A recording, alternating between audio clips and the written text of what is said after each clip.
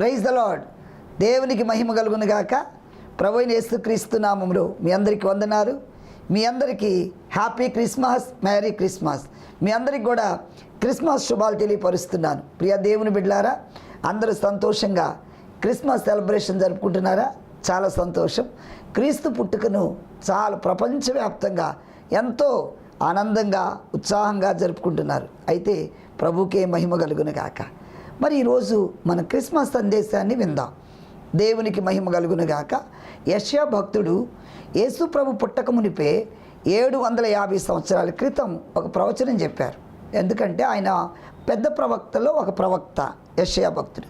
ఈయన దేవుని సన్నిధిలో ప్రార్థన చేశాడు. నేను అపవిత్రుడనైన నా పెదవులు కాల్చుకున్నప్పుడు దేవుని అగ్నితో అతని పెదాలు కాల్చినప్పుడు తను దేవుని అభిషేకాన్ని పొందుకొని ఈ గ్రంథాన్ని రాయటం జరిగింది. దేవునికి మహిమ కలుగును గాక. ఈయన ప్రవచించిన వాటిలో ఏమని ప్రవచిస్తున్నారంటే, యేసు ప్రభు పుట్టక మునిపే ఆయన ప్రవచనం చెప్పారు. ఆ యొక్క ప్రవచనం మనం నేర్చుకుందాం. యెషయా గ్రంథం 9వ అధ్యాయము 6వ వచనం చదువుదాం. ఏలయనగా మనకు శిశువు పుట్టెను, మనకు కుమారుడు అనుగ్రహింపబడెను, ఆయన భుజము మీద రాజ్యభారముండును. ప్రార్థన. పరిశుద్ధుడా నీకే స్తోత్రములు. ఈ వర్తమానం ద్వారా ప్రతి బిడ్డతో మీరు మాట్లాడమని యేసు నామమున ప్రార్థిస్తున్నాం తండ్రి. ఆమేన్, ఆమేన్, హల్లెలూయా. ప్రియ దేవుని పిల్లలారా, ఈ ప్రవక్త ప్రవచిస్తూ ఏమంటున్నారంటే, మరి ఆయనకు భుజము మీద రాజ్యభారముడు. మనకు శిశువు పుట్టారు, మనకు కుమారుడు అనుగ్రహించబడ్డారు. అయితే ఆయన భుజం మీద రాజ్యభారముండును. ఎలాంటి వారు? యేసు ప్రభుని గురించి యెషయా భక్తుడు ఏమంటున్నారంటే, ఒక ప్రవచనాత్మకంగా చెప్తున్నారు. ఆయనకున్న నామాలు మొదటిగా చూస్తే ఆయన ఆశ్చర్యకరుడు. దేవునికి మహిమ కలుగును గాక. ఆశ్చర్యకరు అంటే వండర్ఫుల్ గాడ్ అని ఎలాంటి ఆశ్చర్యాలు చేశారు? ప్రియ దేవుని పిల్లలారా, ఈరోజు నీ జీవితంలో నా జీవితంలో కూడా ఎన్నో ఆశ్చర్యాలు జరిగిస్తూనే ఉన్నారు ఆయన. ఇప్పటికీ స్టిల్ నౌ ఆయన ఆశ్చర్యాలు ఎన్నో చేస్తున్నారు. ఈ ఆశ్చర్యకరుడైన ప్రభువుని నేను ఎరిగిన తర్వాత ఈ ఆశ్చర్యకరుడైన దేవుడు నా జీవితంలో ఎన్నో ఆశ్చర్యాలు చేశారు. ప్రతి ఒక్కరూ మనము ఒక్కొక్కరు ఒక్కొక్క పేరు పెట్టుకుంటాం. ఈ ప్రపంచంలో ప్రతి మనిషికి ఏదో ఒక పేరు ఉంటుంది. అయితే ప్రభువారికి ఆయన గురించి ఉన్న నామాలు చూడండి. ఇక్కడ మొదటిగా చూస్తే ఆయన ఆశ్చర్యకరుడు అంటే వండర్ఫుల్ గాడ్. ఎన్నో వండర్స్. ఇప్పుడు మనం ప్రపంచంలో చాలా ఆశ్చర్యాలు, వింతైన అద్భుతాలు చూస్తాం. యేసు ప్రభు ఒక పుట్టుక, ఆయన పుట్టుక కూడా ఆశ్చర్యమేనండి. ఎలాగా ఆశ్చర్యం? మరి మత్తయి సువార్త 1వ అధ్యాయము 18వ వచనం చదువుదాం. యేసు ప్రభు పుట్టుక కూడా ఆశ్చర్యం. ఎలాగా? ఇప్పుడు యేసు క్రీస్తు జనన విధం ఎట్లనగా ఆయన తల్లి అయిన మరియా యోసేపునకు ప్రదానము చేయబడిన తర్వాత ఏకము కాక మునుపు పరిశుద్ధాత్మ వలన. దేవునికి మహిమ కలుగును గాక. చూడండి, ఇక్కడ ఇప్పుడు ప్రతి ఒక్కరి జన్మ స్త్రీ పురుష కలయిక వలన మనందరం కూడా జన్మించాం. అయితే యేసు ప్రభు జననం, ఆయన జననం ఏంటి ఆశ్చర్యం అంటే, ఇక్కడ యేసు ప్రభు తల్లి మరియా యోసేపుతో ప్రదానం చేయబడింది. కానీ ఇంకా వారికి వివాహం అవ్వాల. వారి ఏకము కాకమునుపు పరిశుద్ధాత్మ వలన మరియ గర్భంలో ప్రభు వచ్చారు. దేవునికి మహిమ కలుగును గాక. అందుకే ప్రపంచవ్యాప్తంగా ఈరోజు ఆయనను మనం ఆరాధిస్తున్నాము, ఆయన స్తుతిస్తున్నాం, ఆయన పూజిస్తున్నాం. అంటే కారణం ఏంటంటే ఆయన జన్మలో కూడా పాపం లేదు. ఆయన పరిశుద్ధాత్మలో ఒక కన్య గర్భాన్న ఈ భూమి మీదకి వచ్చారు కనుక ప్రియ దేవుని బిడ్డలారు. అందుకే ఆయన పుట్టుక అందరికి ఒక ప్రత్యేకత.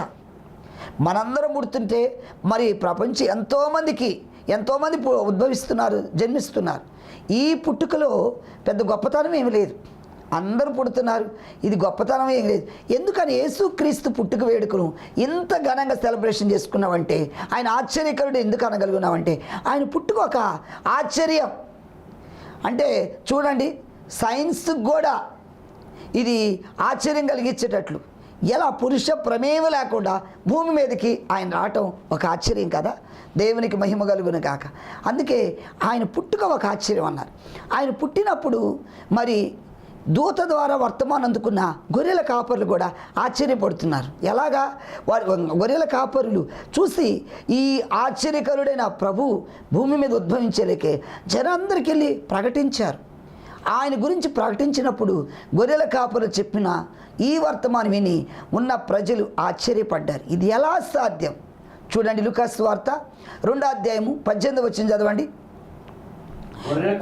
గొర్రెల కాపరులు తమతో చెప్పిన సంగతులను గూర్చి విన్న వారందరూ మిక్కిలి ఆశ్చర్యపడ్డారు.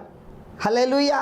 అంటే ఆయన పుట్టుకను ఇంత ఆశ్చర్యంగా ఆయన భూమి మీదకి ఉద్భవించారనే ఈ గొర్రెల కాపరులు చూస్తే, ఇదిగో మేము ఈ రక్షకుడిని కనుగొన్నాం, ఆశ్చర్యకరుడైన ఈయన జన్మించినప్పుడు ఆయన గొర్రెల కాపరులు దూతదారు వర్తమానం అందుకొని వెళ్ళి చెప్పినప్పుడు ప్రజలు ఆశ్చర్యపడ్డారు. అంత మాత్రమే కాదు, మరి సుమయోన్ అనే ఒక ప్రవక్త, చూడండి, యెరూషలేము దేవాలయం నందు ఒక మనుష్యుడు సుమయోన్ అనే వ్యక్తి ఉన్నారు. ఈయన యేసు ప్రభు పుట్టుకను గురించి, యేసు ప్రభుని 8వ దినం దేవాలయంలో తీసుకొచ్చినప్పుడు ఆయన ప్రవచిస్తున్నారు. ఆ బిడ్డను గురించి ఆ ప్రభువు వారు చిన్న బాలుడిగా ఉన్నప్పుడు ఆయన యొక్క బాబుని ఎత్తుకొని ఆయన ప్రవచిస్తున్నారు. ఏమంటారు? 33వ వచనం చదవండి. యోసేపును ఆయన తల్లియు ఆయన గురించి చెప్పబడిన మాటల గురించి విని ఆశ్చర్యపడ్డారు. ఏమంటున్నారు? ఇక నాథా, ఇప్పుడు నేను మనశ్శాంతికి వెళ్ళిపోవచ్చు, ఎందుకంటే ఈ లోకానికి ఒక రక్షకుడు వచ్చినట్లుగా ఆయన చెప్తున్నారు. ఆ ప్రవచనం చూస్తున్నట్లయితే చాలా వండర్గా ఉంటుందన్నమాట. ఒకసారి ఆ పైన చదివితే నాదా, ఇప్పుడు నీ మాట చొప్పున సమాధానంతో నీ దాసుని పోలించవచ్చును. అన్యజనులకు నిన్ను బయలుపరచుటకు వెలుగుగాను. అది అన్యజనులకు ఎలా ఉంటాడట? యేసు ప్రభు గురించి ఆయన చెప్తున్నాడు, వెలుగుగాను, నీ ప్రజలైన ఇశ్రాయేలుకు మహిమగాను నీ సకల ప్రజల ఎదుట నీ రక్షణ నేను కన్నులారా చూస్తున్నది. యేసు ప్రభు గురించి మాట్లాడినప్పుడు తల్లిదండ్రులు కూడా ఆశ్చర్యపడ్డారు. ఏంటి, మా బాబుని ఈ విధంగా ఆయన అన్ని జనులకు ఒక రక్షకుడుగా ఉండబోతున్నాడా? ఆశ్చర్యం. దేవునికి మహిమ కలుగును గాక. అందుకే ఆయన ఏమన్నారంటే ఆశ్చర్యకరుడు, ప్రభువుకు మహిమ కలుగును గాక. ఈ ఆశ్చర్యకరుడైన దేవుడు ఎన్నో ఆశ్చర్యాలు చేస్తాడు ఈ భూమి మీద. చనిపోయిన వారిని ఆయన బ్రతికించారు. మరి సమాధిలో ఉన్న లాజర్ను కూడా బ్రతికించి ఆశ్చర్యాలు చేశారు. 5 రొట్టెలు 2 చిన్న చేపలు 5,000 మందికి పంచి ఆశ్చర్యం చేశారు. నీటిని కానా పెండ్లి విందులు నీటిని ద్రాక్షారసంగా మార్చి ఇన్ని ఆశ్చర్య కార్యాలు, ఇన్ని వండర్స్ ఎన్నో ఆయన జరిగించాడు. అందుకే ఆయన ఆశ్చర్యకరుడయ్యాడు. ప్రియ దేవుని బిడ్డలారా, మరి అలాంటి ప్రభుని ఈరోజు మనం గణపరచుకుంటున్నాం. అలాంటి ప్రభు గురించి మీ దగ్గరికి సందేశం తీసుకురావడానికి ప్రభు అవకాశం ఇచ్చారు. దేవునికి మహిమ కలుగును గాక. వండర్ఫుల్ గాడ్, దేవునికే మహిమ. ఈ ప్రభు నీ జీవితంలో కూడా ఆశ్చర్యాలు జరిగించును గాక. వాక్యం వింటున్న సోదరుడా, సోదరి, ప్రభు నీతో మాట్లాడుతున్నాడు. ఈ దేవుడు నీ జీవితంలో కూడా ఎన్నో ఆశ్చర్యాలు చేయగలడు. ఇంకా చూసినట్లయితే ప్రభు గురించి 2వ మాటలో చూద్దాం. ఆయన ఆలోచనకర్త, ఆయన ఒక కౌన్సిలర్. వండర్ఫుల్ గాడే కాదు, ఒక కౌన్సిలర్గా ఎన్నో నీ జీవితంలో ఆలోచన చెప్పే దేవుడు. ప్రభువుకు మహిమ కలుగును గాక. ఎందుకంటే ఉదాహరణకి మనం ఎవరైనా సరే, ఒక వ్యక్తి మంచి సలహాదారులు ఉంటేనే ఒక కుటుంబానికైనా, ఒక కుటుంబంలో యజమాని ఒక సలహాదారుడిగా ఉండాలి. ప్రతి విషయంలో వాళ్ళు ఆయా జాబులు చేసే దగ్గర ఒక మంచి కౌన్సిలర్ ఉన్నప్పుడు వాళ్ళు మంచిగా దీవించబడతారు, ఆ వర్క్లో ముందుకు సాగలరు. ఎదుటి వారికి మనం మంచి కౌన్సిల్ ఇచ్చేటట్టు ఒక ఆలోచన చెప్పేవారిగా ఉండాలి. దేవునికి మహిమ. ఈ సలహాదారులు అనే వ్యక్తులు మంచిగా ఉంటేనే ఏదైనా ముందుకు వెళ్ళగలరు. ఒక కుటుంబం అయినా, మరి ఒక ఏ జీవితం అయినా మంచి కౌన్సిలర్గా మనకు ఉండాలి. ప్రభువుకు మహిమ. ఈ ప్రభువు మనకి ఒక మంచి ఆలోచనకర్త ఉన్నాడు. చూద్దాం దేవుని వాక్యంలో ఎలాంటి ఆయన మరి ఆలోచనకర్తగా ఎలా ఉన్నారు. యోబు గ్రంథం 12వ అధ్యాయము 13వ వచనం చదవండి. దేవునికి మహిమ కలుగును గాక. హల్లెలూయా.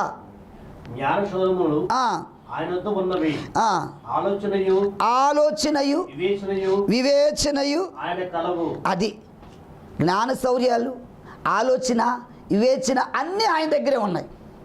ప్రభువుకి మహిమ కలుగును గాక. ఆయనే మంచి ఆలోచనలు. ఈ భూమి మీద కొంతమంది ఉంటారు ఈ మంచి ఆలోచన చెప్పరు. కుటుంబాల్లో కొంతమంది ఎలా ఉంటారంటే భార్యాభర్తలకు ఏదైనా చిన్న సమస్య వచ్చిందనుకో, ఆ చిన్న సమస్య ఈ తల్లిగా కొడుకుకి ఏం చెప్పాలి, నాయనా మీరు వివాహం చేసుకుని నీ భార్యతో మంచిగా ఉండు అని సలహా ఇవ్వాలి. అలా ఇవ్వరు కొంతమంది. ఈ కుటుంబంలో అత్తలు ఎలా ఇస్తారు, ఎందుకు ఇలా దాన్ని పంపించేసే మాట వినదు. ఈ మాట ఈ సలహాల వల్ల కుటుంబాలు పాడైపోతాయి. ఈ మనుషులు ఇచ్చే ఆలోచనలు ఎలాంటి, దేవుడిచ్చే ఆలోచన చూడు.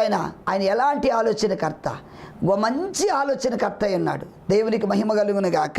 ఇంకా చూసినట్లు ఆయన కీర్తనగారుడు ఏమంటున్నాడు, 16వ కీర్తన 7వ వచనం చదవండి. ఆయన ఎలాంటి ఆలోచన ఇవ్వగలడు. దేవునికి మహిమ కలుగును గాక. హల్లెలూయా. నాకు ఆలోచనకర్తని యెహోవాను స్తుతించెదను. నాకు ఆలోచనకర్తని యెహోవాను స్తుతించెదను. రాత్రి గడియల్లో నా అంతరం నాకు దేవునికి మహిమ. ఆలోచనకర్త ఆయన మనం స్తుతించేవాడిగా ఉండాలి. కీర్తనకారుడు అదే కీర్తన మరి కీర్తన 32:8 కూడా ఏమంటున్నారు, ప్రభువుకు మహిమ కలుగును గాక. 32వ కీర్తన 8వ వచనం. ఉపదేశం చేసేదను. నీవు నడవలసిన మార్గమును బోధించెదను. నీ మీద దృష్టి ఉంచి అది దేవునికి మహిమ. ఈరోజు దేవుడు నీతో మాట్లాడుతున్నాడు. క్రైస్తవ బిడ్డలారా, నీ మీద ఆయన దృష్టి ఉంచుతున్నాడు. నీకు ఆలోచన చెప్తాడు. ఎలాగా నీ జీవితంలో దేవుడు ఎలాంటి మంచి ఒక ఆలోచనకర్తగా ఆయన ఉన్నాడు. దేవునికి స్తోత్రం. కొంతమంది చదువుకునే పిల్లలు ఉంటారు. ఈ ఎడ్యుకేషన్ విషయంలో వీరేంటంటే నెక్స్ట్ ఫర్దర్ ఏ గ్రూప్ తీసుకోవాలా. 10th అయిన పిల్లలకైతే కొన్నిసార్లు వారికి తెలియదు నెక్స్ట్ నేను ఏ గ్రూప్ తీసుకోవాలా, సతమతం అవుతుంటారు.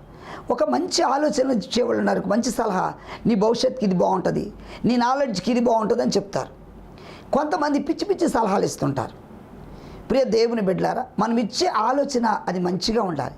కుటుంబంలో చిన్న సమస్య వచ్చిందనుకో, ఎవరన్నా మనం తెలిసిన మంచోళ్ళు పెద్దోళ్ళు అనుకున్నారని వీళ్ళు ఎలా ఇవ్వాలా, వీళ్ళు ఇచ్చే ఆలోచన మంచిగా ఉండాలి. దేవునికి మహిమ కలుగును గాక. ఇంకా 92వ కీర్తన 5వ వచనంలో కూడా ఏమనుంది, కీర్తనలు 92:5లో ప్రభువుకు మహిమ. నీ కార్యములు ఎంత దొడ్డవి, నీ ఆలోచనలు అతి గంభీరములు. ఆయన ఆలోచనలు గంభీరములైనాయి. ప్రియ దేవుని బిడ్డలారా, కాబట్టి పరిశుద్ధాత్మ దేవుడు నీతో మాట్లాడుతున్నాడు. ఎందుకంటే ఈ ఆలోచన అనేది మంచిగా ఇవ్వాలి. బైబిల్ గ్రంథంలో మనకు కనిపిస్తున్నారు హామాన్ అనే వ్యక్తి. ఎస్తేరు గ్రంథంలో ఉంది. ఈ హామాన్ అనే వ్యక్తి మరి తనను చూసి అహస్వరేశ్వరోజు రాజుగారి దగ్గర ఈయన హామాను ఒక మంత్రిగా ఉంటున్నాడు. ఇతను చూసి యూదుడైన మొర్దెకై నమస్కారం చేయలేదు, ఇతనికి సాగిలపడి నమస్కరించలేదు. ఆయన ఉద్దేశం ఏంటి, నేను దేవునికి మాత్రమే సాగిలపడి నమస్కరించాలి అనుకుంటా. ఆయన వస్తున్నప్పుడు ఈ హామాను చూసి నమస్కరించలా, ఆయన కూర్చున్న వ్యక్తి లెగవలా. అది ఈయన దృష్టిలో బాగా నాటుకుపోయింది, కోపం వచ్చింది. మొర్దెకైని చూసినప్పుడు ఎలాగైనా ఇతను ఉండకూడదు, ఇతను నేనంటే గౌరవం లేదు, నన్ను గుర్తించట్లేదని ఇంటికి వెళ్ళి తన బాధ అంతా భార్యతో చెప్పారు. భార్య ఏమనాలి, పోన్లయ్యా తను మనకెందుకు అతని గురించి అని ఒక మంచి సలహా ఇవ్వాలి. ఆమె ఎలాంటి సలహా ఇస్తుందంటే, లేదు ఇలాంటి వాళ్ళని వదలకూడదు, ఇలాంటి వాళ్ళని మరి ఉరికంబం ఎక్కించాల, అతనికి ఉరికంబం తయారు చేయని చెప్తుంది. చూడండి ఇది ఎంత బాధాకరం. ఎస్తేరు గ్రంథం ఉంటుంది ఆ మాట. ఆమె భర్తకి ఎలాంటి సలహా ఇస్తుందంటే, ఇలాంటి వాళ్ళని ఉంచకూడదు అని పిచ్చి సలహా ఇచ్చింది. ఎస్తేరు గ్రంథంలో 5వ అధ్యాయంలో మరి ఆమె ఇస్తున్న ఈ సలహా మరి ఆ కుటుంబాన్ని చివరికి అదే ఆ నాశనానికి అతను తీసుకెళ్ళింది. 5వ అధ్యాయం 14వ వచనం చదవండి. స్నేహితులందరూ 50 మూర ఎత్తుగల మొర్దెకైని రేపు నీవు రాజుతో మనం చేయము, తర్వాత నీవు సంతోషము రాజుతో కూడా విందుకు పోదు అని అతనితో చెప్పేది. ఈ సంగతి హామానుకు యుక్తంగా కనబడినందున అతను ఉరికి. ఎలాంటి సలహా ఇచ్చారు వీళ్ళు? భార్య స్నేహితులు పిచ్చి సలహా ఇచ్చారు.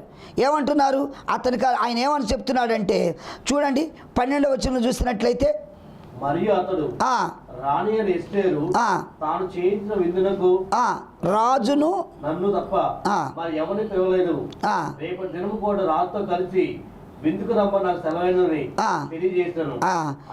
అయితే యూదుడైన మొర్దెకై రాజుగుమ్మని కూర్చునిండుటయు నేను చూసినంత కాలము ఆ పదవి అంతటి వలన నాకు ప్రయోజనం ఏమీ లేదని అతడు చెప్పగా, అది చెప్పారు.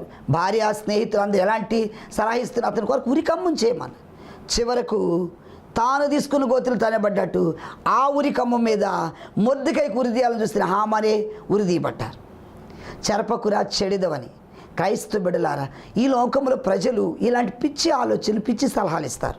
వారి మీద మనకు ద్వేషం ఉన్నా, కోపం ఉన్నా, ఏదో ఒకలాంటి అన్యాయమైన తీర్పులు, అలాంటి అబద్ధపు ఆలోచనలు, పిచ్చి ఆలోచనలు ఇస్తారు.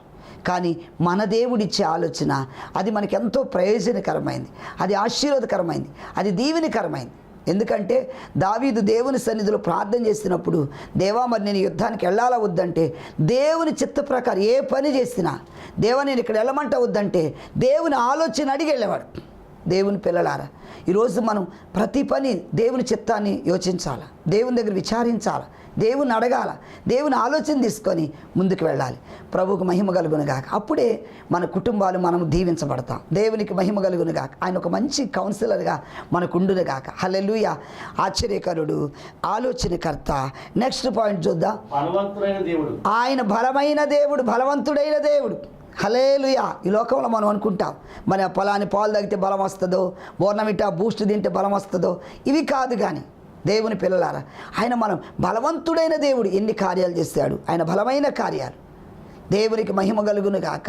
భూమి మీద ఆయన సంచరించినప్పుడు ఎన్నో బలమైన కార్యాలు ఆయన చేస్తాడు. దేవునికి మహిమ కలుగును గాక. సైన్స్కి అందరికీ కార్యాలు ఎన్నో ఆయన చేయగలిగాడు. ఈరోజు ఇప్పటికీ ఆయన చేస్తూనే ఉన్నాడు. దేవునికి మహిమ కలుగును కాక. నీ జీవితంలో కూడా ఆయన ఎలాంటి జరిగించును కాక. ఆయన ఎలాంటి దేవుడు అంట? బలవంతుడైన దేవుడు. యోబు గ్రంథం 36 అధ్యాయం 5వ వచనం చదవండి. దేవుడు ఆలోచించుము, దేవుడు బలవంతుడు, అది ఆయన ఎలాంటి దేవుడు? ఆయన బలవంతుడు, ఆయన శక్తిమంతుడు, ఆయన నామములో బలమున్నది. ఆమేన్. ఆయన నామములో శక్తి ఉన్నది. ఆయన నామము బలమైన నామం. ప్రభు నామానికి మహిమ కలుగును గాక. ఆయన నామములో ఎన్నో బలమైన కార్యాలు చేయగలిగారు. క్రైస్తవ బిడ్డల అంత మాత్రమే కాదు. గ్రంథం 49:26 కూడా చదవండి. యెహోవాయే నేనే, నీ రక్షణ అనియు, యాకోబు బలవంతుడు, యాకోబు బలవంతుడు, నీ విమోచకుడు అనియు. ఆమేన్. హల్లెలూయా. యాకోబు బలవంతుడు అయిన దేవుడు నీ విమోచకుడు, నిన్ను విమోచించేవాడు, బలమైన దేవుడు. ప్రియ క్రైస్తవ బిడ్డలారా, మనం ఆరాధించే దేవుడు బలమైన దేవుడు. ప్రభువుకు మహిమ కలుగును గాక. ఎన్నో అద్భుతాలు చేసి, ఎన్నో ఆశ్చర్యకార్యాలు చేసి, ఎన్నో బలమైన కార్యాలు చేసి ఆయన మన ఇప్పటికీ ప్రపంచవ్యాప్తంగా ఈ బలవంతుడైన దేవుణ్ణి గణపరచగలుగుతుంది. ఆయనకి ఇన్ని నామాలు ఉన్నాయండి. ఆశ్చర్యకరుడు, ఆలోచనకర్త, బలవంతుడైన దేవుడని. ప్రభు నామానికి మహిమ కలుగును గాక. ఇంకా నెక్స్ట్ చూసినట్లయితే నిత్యుడగు తండ్రి, నిత్యము ఉండే తండ్రి. ఆమేన్. హల్లెలూయా. మన దేవుడు నిత్యము మన మధ్య సంచరిస్తూ ఉన్నాడు. ఒక తండ్రిగా, తండ్రి లేని పిల్లలకు ఒక తండ్రిగా ఉన్నాడు. దేవునికి మహిమ కలుగును గాక. ప్రియ క్రైస్తవ బిడ్డలారా, చదువుదా వాక్య భాగంలో మరి 68వ కీర్తన చదువుదా 5వ వచనము. ఆయన ఎలాగున్నాడట? నిత్యుడగు తండ్రిగా, తండ్రి లేని వారికి తండ్రిగా ఉన్నాడు. చదవండి.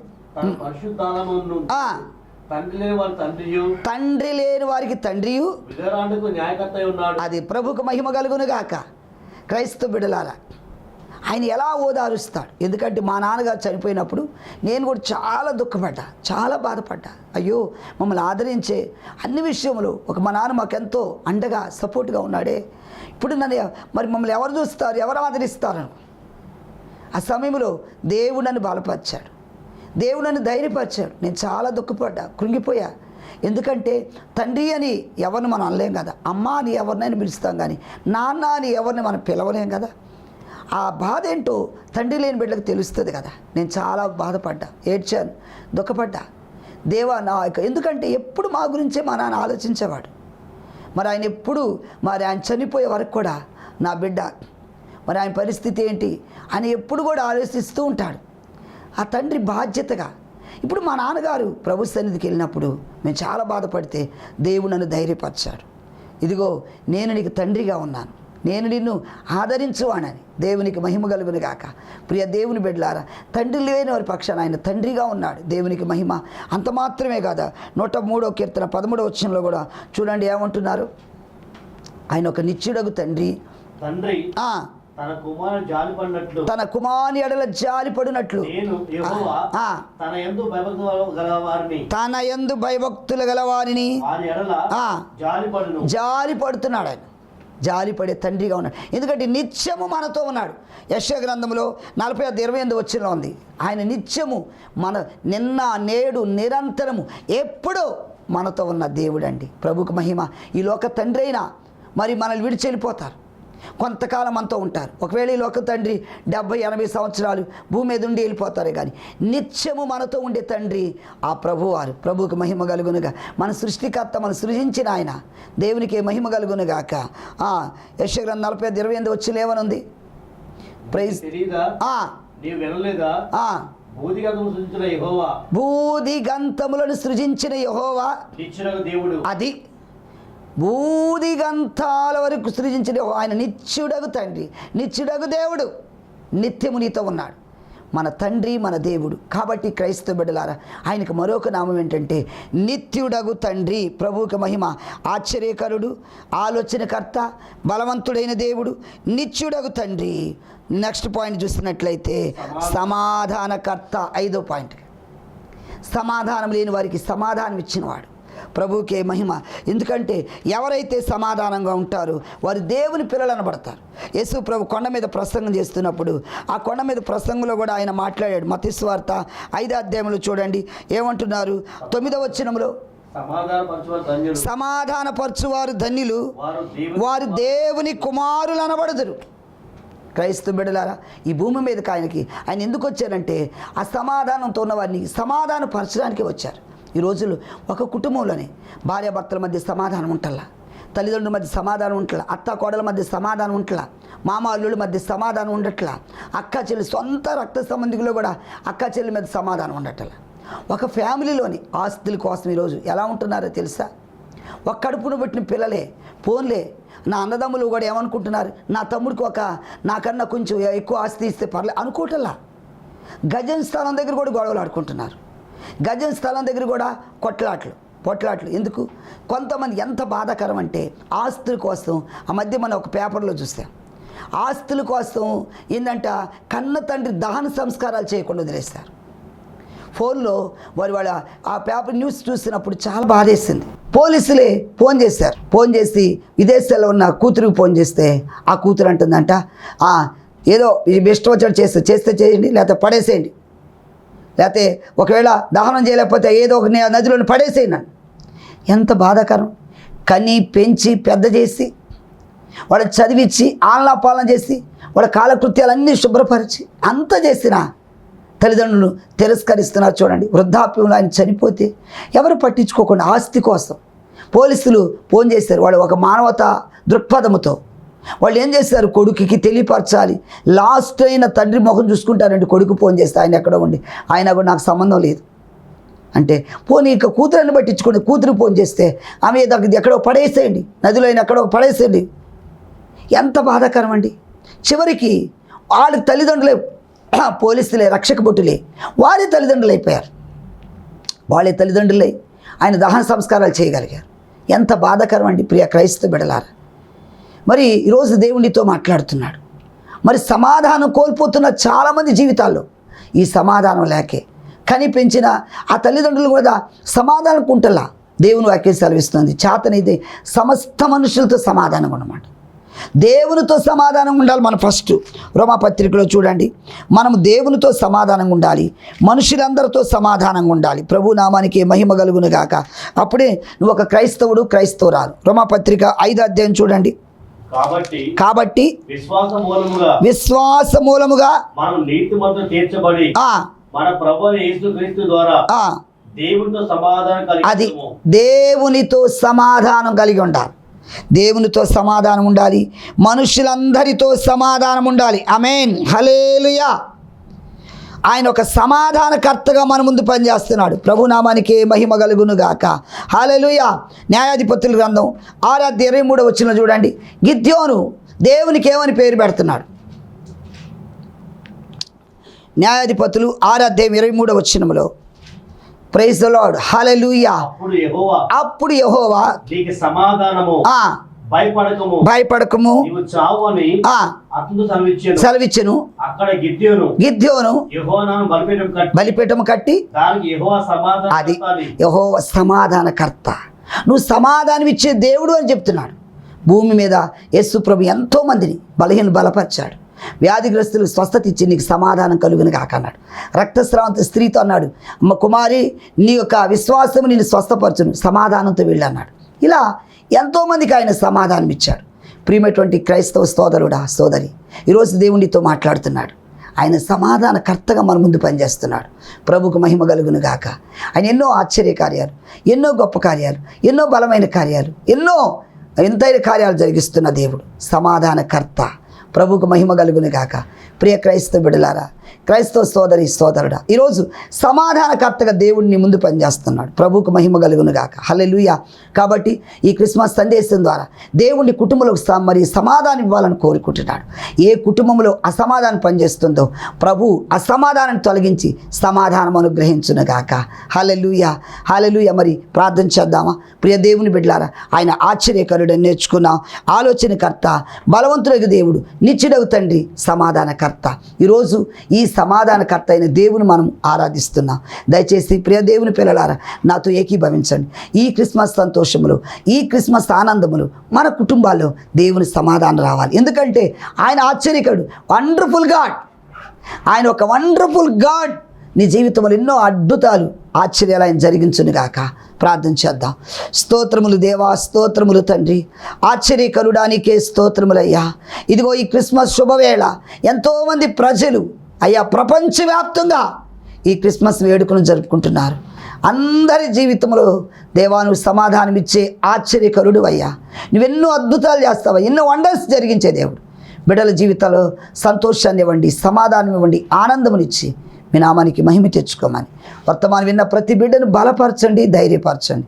యేసు నామమును ప్రార్థిస్తున్నాం తండ్రి. ఆమేన్, ఆమేన్. హల్లెలూయా. దేవునికి మహిమ కలుగును గాక. ప్రియ దేవుని బిడ్డలారా, ఈ వర్తమానం ద్వారా మీ అందరూ ఆశీర్వదించబడ్డారని నమ్ముచున్నాను. ఎందుకంటే మన దేవుడు ఎన్నో ఆశ్చర్యాలు చేస్తాడు. నీ జీవితంలో కూడా ఆశ్చర్యాలు చేయగలరు. Praise the lord. నా భర్త మారలేదు, నా పిల్లలు మారలేదు, నా కుటుంబం మారలేదు అనుకుంటున్నావా? ఆయన వండర్ఫుల్ గాడ్ అండి. ఎలాగైనా మారుస్తాడు. ప్రార్థన పరిస్థితులు మారుస్తుంది. ఎందుకో తెలుసా? ఎండిపోయిన ఎముకలు జీవాత్మ రప్పించిన దేవుడు మరి మీ జీవితంలో కార్యం చేయడా? సింహాల నోళ్లను మూయించిన దేవుడు అద్భుతాలు చేయడా? షద్రక్, మేషక్, అబేద్నెగోని అగ్నిగుండములు తప్పించి రక్షించిన దేవుడు నీ జీవితంలో కూడా ఆశ్చర్యాలు జరిగిస్తాడు. ఈ క్రిస్మస్ శుభవేళ మీ కుటుంబాలు దేవుడు ఆశ్చర్యాలన్నీ జరిగించును గాక. దేవునికి మహిమ. ప్రియ దేవుని బిడ్డలారా, మరి ఇంకా మరిన్ని మా వర్తమానాలు వినాలనుకుంటే మా యూట్యూబ్ ఛానల్ చందోలు మోషే అంటే టైప్ చేస్తే మా వర్తమానాలు వస్తాయి. తప్పకుండా సబ్స్క్రైబ్ చేయండి, లైక్ చేయండి, అనేక మందికి షేర్ చేయండి. దేవునికి మహిమ. మరి నా అడ్రస్ మీ ప్రార్థన అవసరతలకు పాస్టర్ చందోలు మోషే, మన్నా ప్రార్థనా మందిరం, విజయవాడ, లంబాడిపేట, రాముల వీధి. నా ఫోన్ నెంబర్ 9703467777. ప్రియ దేవుని పిల్లలారా, ఎప్పుడైనా ఏ టైం అయినా మీరు మాకు కాల్ చేయొచ్చు. మీకోసం మేము ప్రార్థన చేస్తాం. దేవునికి మహిమ కలుగును గాక. మీరు ఎనీ టైం మీ అవసరతల కొరకు ప్రార్థన చేయండి. మీ ప్రార్థన అవసరత ఏదైనా నేను నా ప్రార్థన బృందం తప్పకుండా ప్రార్థిస్తాం. ఒకవేళ మీరు ఏ మందిరానికి వెళ్ళలేదనుకో, మరి ఈ ఫోన్ నెంబర్కి ఫోన్ చేయండి. మా మందిరాలు ఉన్నాయి, తప్పకుండా మీరు ఏదో ఒక ఆరాధనలో పాల్గొవచ్చు. మా బ్రాంచీలు ఉన్నాయి, తప్పకుండా రండి. ఒకవేళ మీ ఇంటికి వచ్చి ప్రార్థన చేయమన్నా మేము ప్రార్థన చేస్తాం, మిమ్మల్ని దర్శిస్తాం, మీ కుటుంబ యోగక్షేమాల కొరకు ప్రార్థన చేస్తాం. దేవునికి మహిమ. మీ అందరి కొరకు నేను నా ప్రార్థన బృందం ప్రార్థన చేస్తాం. దేవుడు మిమ్మల్ని, మీ కుటుంబాన్ని ఆశీర్వదించును గాక. God bless you. Happy Christmas, merry Christmas. Happy Christmas, merry Christmas. మీ అందరికీ నా క్రిస్మస్ శుభాలు తెలియపరుస్తూ ఈ మాటలు ముగిస్తున్నాను. Thank you. God bless you all.